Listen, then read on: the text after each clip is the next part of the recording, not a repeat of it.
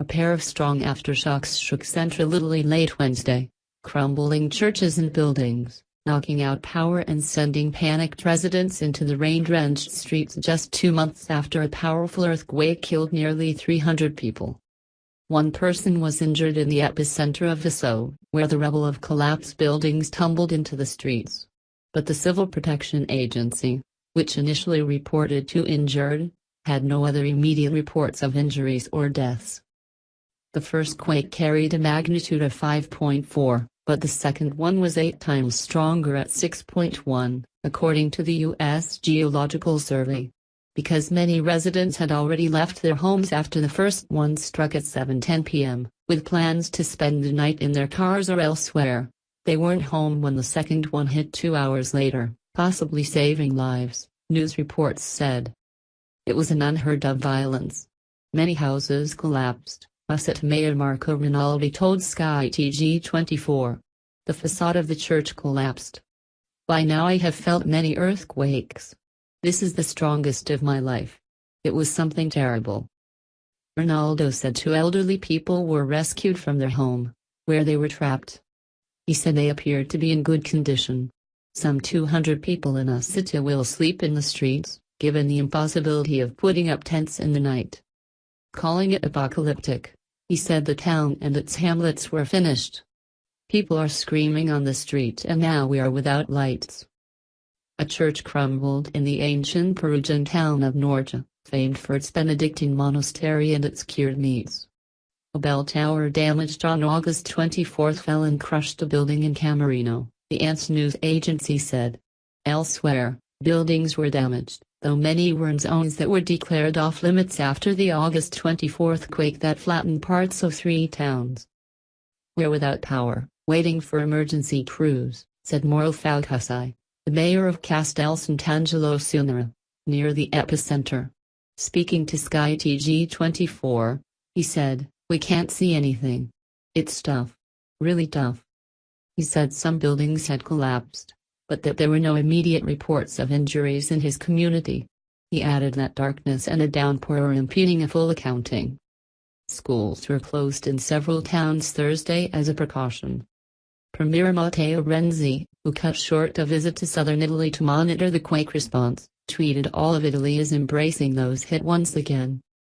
Italy's National Volcanology Center said the first quake struck at 7:10 p.m. local time, 17:10 GMT, with an epicenter in the Macerata area, near Perugia in the quake-prone Apennine mountain chain.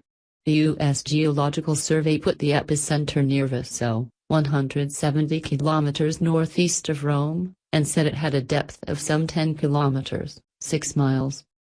The second aftershock struck 2 hours later at 9:18 p.m. with a similar depth. Experts say even relatively modest quakes that have shallow depths can cause significant damage because the seismic waves are closer to the surface. But seismologist Gianluca Valenzi said a 10-kilometer depth is within the norm for an Apennine tumbler. The August 24 quake that destroyed the hilltop village of Amatrice and other nearby towns had a depth of about 10 kilometers. Amatrice Mayor Sergio Perazzi said residents felt Wednesday's aftershocks, but we are thanking God that there are no dead and no injured. The original August 24 6.2 magnitude quake was still 41% stronger than even the second aftershock.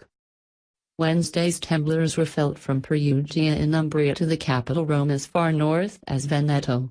It also shook the central Italian city of L'Aquila, which was struck by a deadly quake in 2009.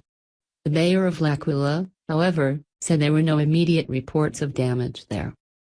A section of a major state highway north of Rome, the Sal area, was closed near Arquata del Tritto as a precaution because of a quake-induced landslide, said a spokeswoman for the Civil Protection Agency, Ornella De Luca. The mayor of Arquata del Tritto, Alessandro Petrucci, said the aftershocks felt stronger than the August quake, which devastated parts of his town. But he said there were no reports of injuries to date and that the zone hardest hit by the last quake remained uninhabitable. "We don't worry because there is no one in the red zone. If something fell, walls fell," he said.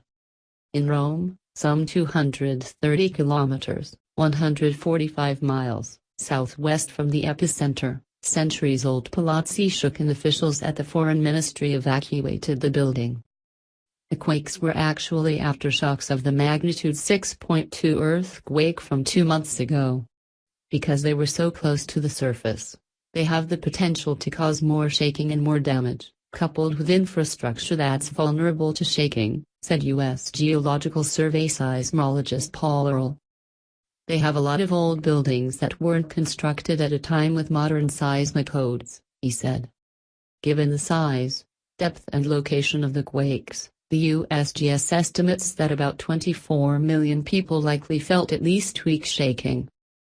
This original quake was about 20 kilometers, 12 miles, northwest of the original shock, which puts it on the northern edge of the aftershock sequence, and 2 months is normal for aftershocks, Earle said.